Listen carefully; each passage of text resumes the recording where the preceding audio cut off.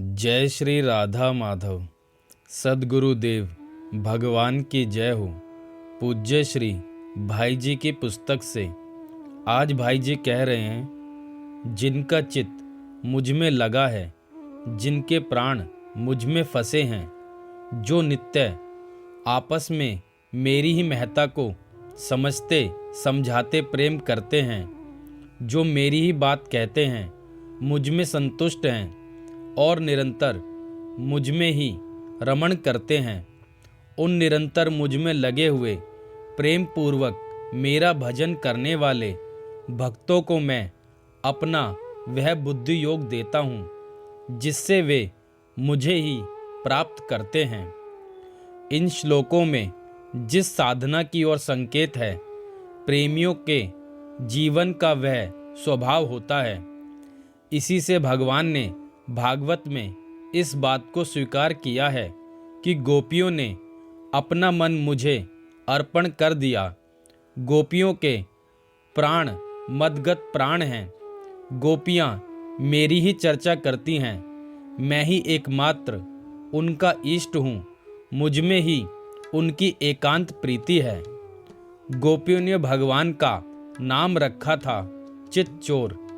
क्या मधुर नाम है।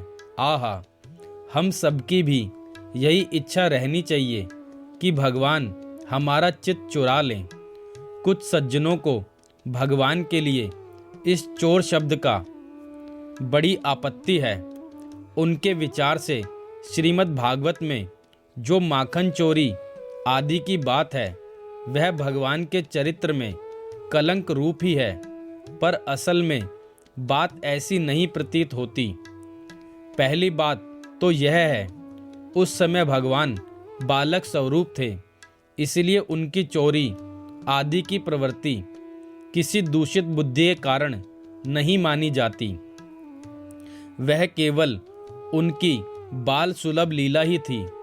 परंतु वास्तव में सच पूछा जाए तो क्या कोई यह कह सकता है कि भगवान श्री कृष्ण ने कभी किसी ऐसी गोपी का माखन चुराया था जो ऐसा नहीं चाहती थी? गोपियां तो इसीलिए अच्छे से अच्छा माखन रखती थी और ऐसी जगह रखती थी जहां भगवान का हाथ पहुंच सके, और वह हृदय की अत्यंत उत्कट इच्छा के साथ यह प्रतीक्षा करती रहती थी कि कब श्याम सुंदर आवे और हमारी इस अर्पण पद्धति को स्वीकार कर मित्रों सहित माखन का भोग लगावें, और कब हम सब उस मधुर झांकी को देखकर कृतार्थ हों। यही तो उनकी प्रेम साधना थी।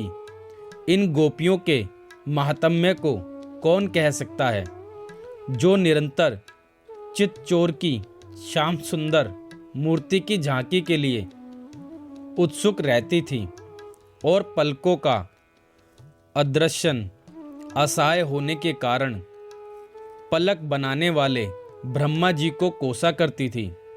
गोपियों की इस प्रेम निष्ठा के विषय में श्रीमद् भागवत में कहा है, जो ब्रज युवतियां गांव को दुहाते समय, धान आदि कूटते समय, दही बिलोते समय, आंगन लीपते समय, बालकों को पलना झुलाते समय, रोते हुए बालकों को लोरी देते समय, घरों में झाड़ू देते समय, प्रेम पूर्ण मन से आंखों में आंसू भरकर गदगद वाणी से श्री कृष्ण का नाम गुणगान किया करती हैं, उन श्री कृष्ण में चित्त निवेशित करने वाली गोप रमणियों को धन्य है।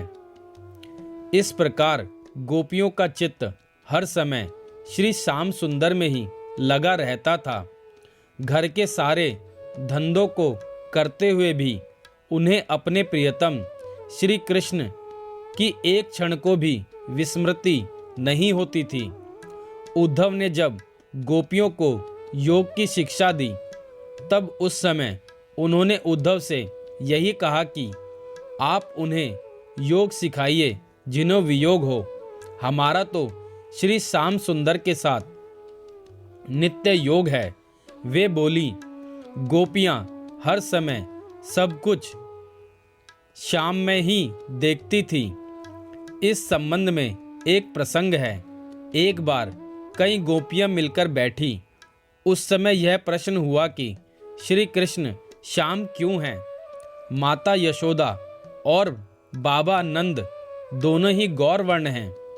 बलदेव जी भी गौर वर्ण हैं। फिर ये सांवले क्यों हुए? इस पर किसी ने कुछ कहा और किसी ने कुछ। अंत में एक ब्रज नागरी बोली, ओहो, आठों पहर काजल भरी आंखों में रहने के कारण ही वह काला हो गया है। कितना ऊंचा सिद्धांत है। ऐसे महात्मा को गीता भी परम दुर्लभ बतलाती है। किंतु यहाँ तो वह सिद्धांत ही नहीं, प्रत्यक्ष प्रकट स्वरूप था। गोपियों की आंखों में श्याम के सिवा और किसी का प्रतिबिंब ही नहीं पड़ता था। उनकी आंखों के सामने आते ही सब कुछ साकार श्याम स्वरूप हो जाता था। जय श्री राधा माधव।